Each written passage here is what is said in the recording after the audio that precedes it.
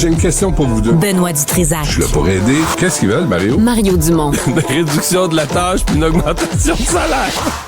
Ben, c'est cave. C'est des crapules. C'est cave, dire ça. Ils ont tellement tout. Non, ils ont déjà eu plus. La rencontre Dutrisac-Dumont. Fais un petit effort. Salut, Benoît. Mario. On dit généralement qu'au nom du bien public supérieur, on doit parfois exproprier des gens parce que leur maison, leur terrain est sur le chemin d'un transport en commun, d'une route à construire. Mais là, tu t'interroges sur l'expropriation de la famille Lee.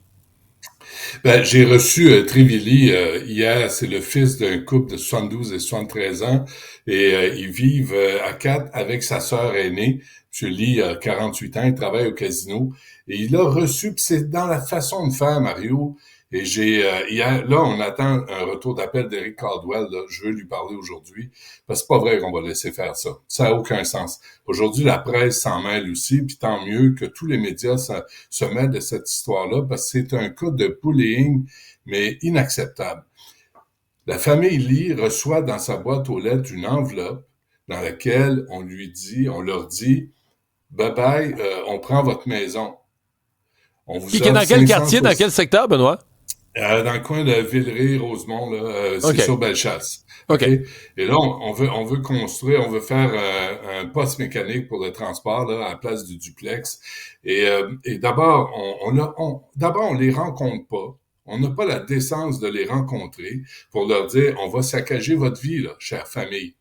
Deuxièmement, on met ça dans une enveloppe. On leur offre 569 000. Hier, Yannick Parent, qui est courtier immobilier, a fait l'exercice. Autour, ça vaut ce genre, avec le terrain qu'ils ont, ça vaut à peu près 750. Fait que là, la deuxième affaire. Troisième affaire, Mario, écoute ça. On leur dit de sortir quand? C'est nulle part. Il me l'a dit, monsieur Lee, en janvier 2025, en plein hiver. Les travaux commencent quand? À l'automne 2026. Fait que là, on les pousse, on leur offre Non, mais attends un petit peu, Benoît. Ils reçoivent une lettre cet automne pour leur dire au mois de janvier, out. Tu sors de ta maison. Comme des malpropres, comme des sauvages. On leur offre même pas la pleine compensation financière de ce que ça vaut.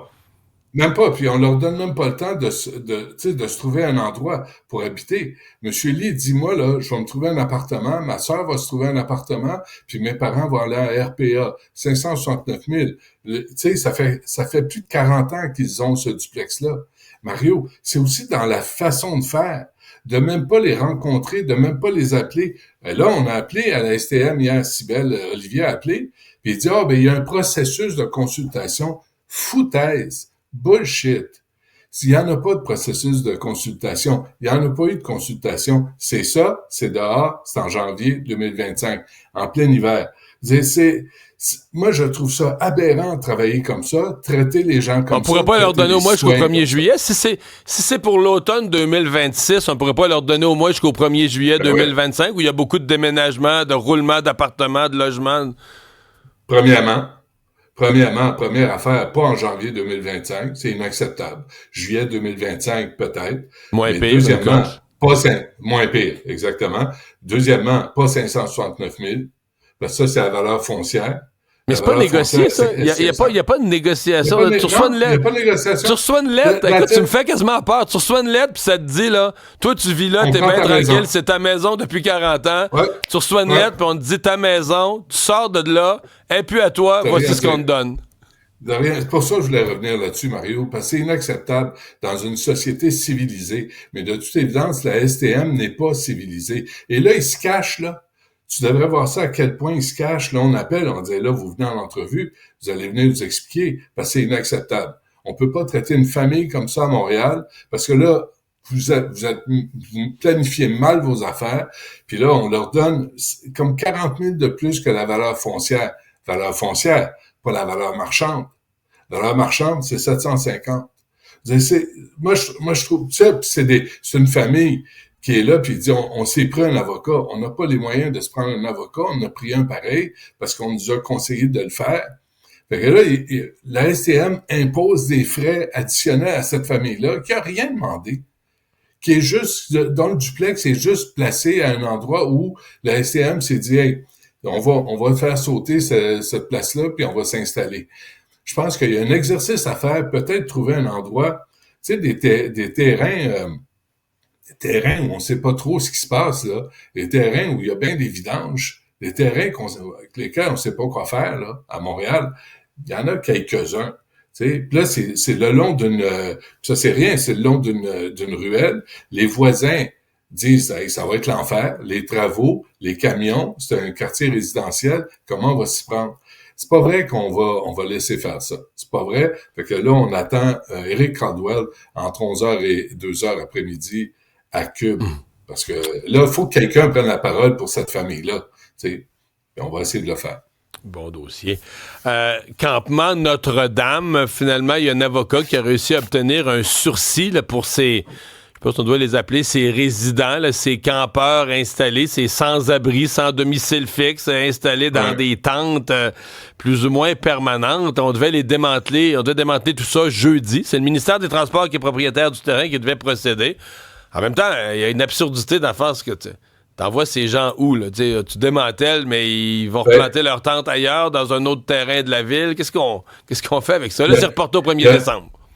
Il y a plein de questions à poser. D'abord, moi, hier, je voulais en parler de ça, là, c'est le ministère des Transports qui gère l'itinérance à Montréal. Ben, c'est-à-dire qu'ils gèrent la libération de leur terrain et des vidanges qu'il y a dessus et des résidents pas supposés être là et des... Voilà. Mettre à la rue du monde déjà à la rue, Mario. Ah ouais, mettre à la rue du monde déjà à la rue. Là, tu peux pas plus... Après, t'es mets dans les égouts. Où est-ce que t'es mets?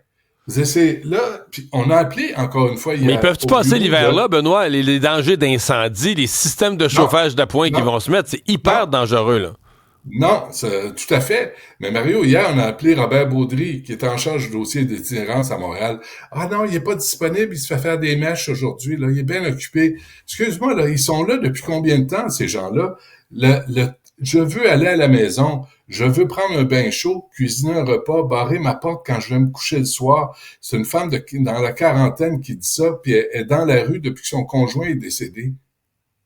Puis nous autres, on va les prendre, puis on va les sacrer, dans un égout. On va les faire disparaître. On a appelé au bureau du maire Pierre Lessablet. Tu sais, là, les gens sont tannés à cause de la collecte des ordures. Il ramasse pas les vidanges, puis il n'est pas capable de s'occuper de son arrondissement de toute évidence. Peut-être qu'il est temps qu'il démissionne ou qu'il parte avec Valérie Plante. Si tu peux pas faire la job, mon ami, reste chez vous. Parce que là, c'est le ministère des Transports qui s'occupe des gens qui sont là depuis des mois. Puis la ville, Valérie Plante, qui doit être en train de faire des petits dessins pour sa prochaine bande dessinée, au lieu d'aller là, puis dire, OK, là, on va vous trouver un endroit, on va trouver un truc où vous allez... Ils disent qu'en reportant au 1er décembre, là, ça va être l'ouverture officielle des haltes chaleur, donc il va y avoir minimalement... Mario, c'est-tu fonctionnaire à ton goût? Ah non! Vous êtes dans la rue, vous êtes mal pris, mais nous autres, assis sur nos mains dans un bureau, on a décidé que ça allait se passer le 1er décembre. Pas avant, le 1er décembre. Avant, c'est non.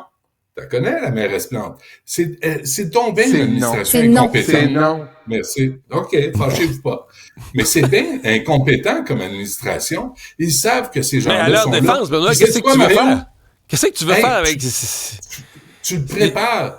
Ils ont des locaux, ils ont des endroits. Il faut trouver... Là, elle est toujours en train de pleurnicher. Hier, elle parlait des armes à feu, du contrôle des armes à feu, Valérie Plante. T'as des gens qui couchent dans la rue, chez vous, dans ta ville. Puis là, t'es là, tu vas dire au fédéral, ben là, faites votre travail.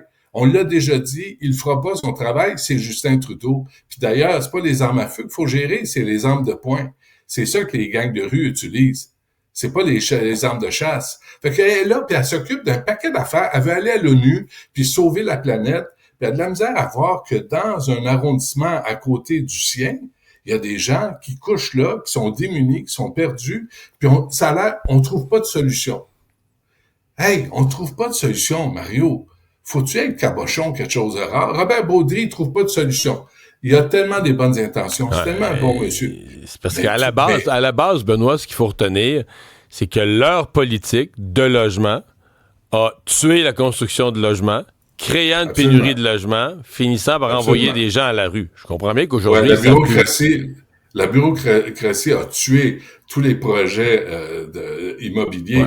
Ouais. Et là, ça tu peut dis, pas faire. Mario, peux-tu envoyer un mémo? Toi, tu as beaucoup d'influence, les gens t'aiment, ils t'écoutent. Peux-tu annoncer à la Ville de Montréal et à Valérie Plante et à Robert Baudry qu'à chaque année, il y a un hiver. À chaque année, il y a un hiver. Puis à chaque année, ils sont toujours pris au dépourvu. Benoît? On ne savait pas. Il va faire froid. En terminant, je te rassure, ce matin, c'est le dévoilement du budget de la Ville de Montréal. Il y aura sans doute des augmentations de taxes, puis avec cet argent neuf, on pourra régler tous les problèmes que tu décris. Il y a un article, il y a un dossier de Jean Gueroy dans la presse là-dessus, le bilan des années Plante. Vous allez voir où est allé l'argent. En passant, le réseau Express Vélo, 60 millions de dollars pour des pistes cyclables, le réseau de vélo. Les taxes, en 2018, c'était 33 600, c'est rendu 2024, 4 800. Augmentation de taxes de 33% entre 2018 et 2024. Pour bâtir la ville de demain? Parce que toi, tu es dans l'ancienne ville, tu vois pas la nouvelle ville se profiler devant tes yeux. Là, t'as raison, je suis dans la ville d'hier. Moi. Bonne journée, Benoît. Salut.